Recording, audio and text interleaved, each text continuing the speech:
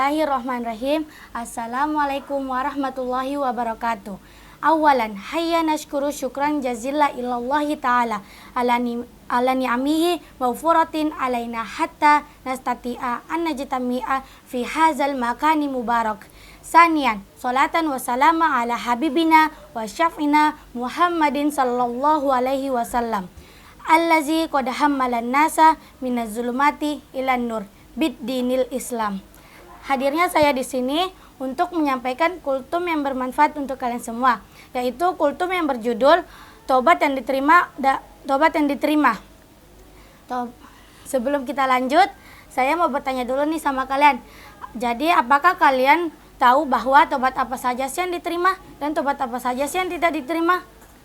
Jadi, tobat yang jika kalian belum tahu, yuk mari sini belajar sama-sama. Jadi, tobat yang paling agung atau diterima adalah tobat dari kekafiran menuju keimanan dan tobat dari dosa-dosa kecil. Dan ada juga seorang mukmin dan mukminah yang senantiasa bertaubat karena Allah Subhanahu wa taala. Dan ada juga seorang mukmin dan mukminah yang harus senantiasa bertaubat dari segala dosa yang telah dilakukannya agar terselamat dari murka Allah Subhanahu wa taala.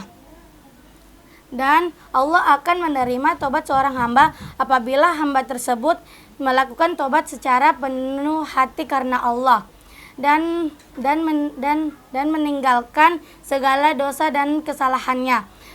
Dan ada juga loh tobat yang tidak diterima oleh Allah Subhanahu wa taala, yaitu ada dua. Yang pertama dilakukan pada saat ajal telah tiba.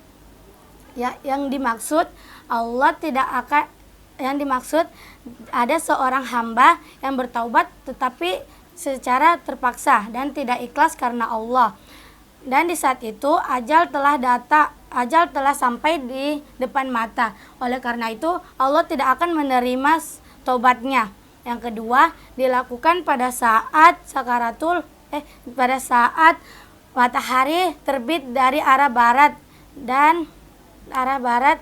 pada saat hari kiamat terjadi. Maksudnya adalah Allah tidak akan menerima amal dan tidak akan menerima tobatnya jika telah terlambat atau pada saat sudah hari kiamat terjadi. Dan pada saat hari kiamat terjadi itu seluruh umat Islam berpergian untuk beribadah, dan juga seluruh umat Islam tidak peduli tentang semua pekerjaannya. Dan ada juga seorang hamba yang bertaubat tetapi dia melakukan dosa-dosa yang lainnya. Apakah tobat ini diterima? Para ulama berbeda pendapat.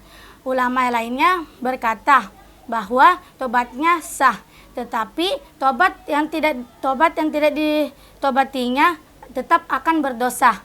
Dan para ulama lainnya berkata bahwa tobatnya tidak sah, karena ketika seorang bertaubat berarti dia telah meninggalkan semua dosanya, dan berarti dia telah bertaubat kepada Allah Subhanahu wa taala dan tidak akan melakukan tobatnya kembali. Sekian dari saya. Mohon maaf kekurangan dan kesalahan. Saya Febri Nur Fadilah mundurkan diri.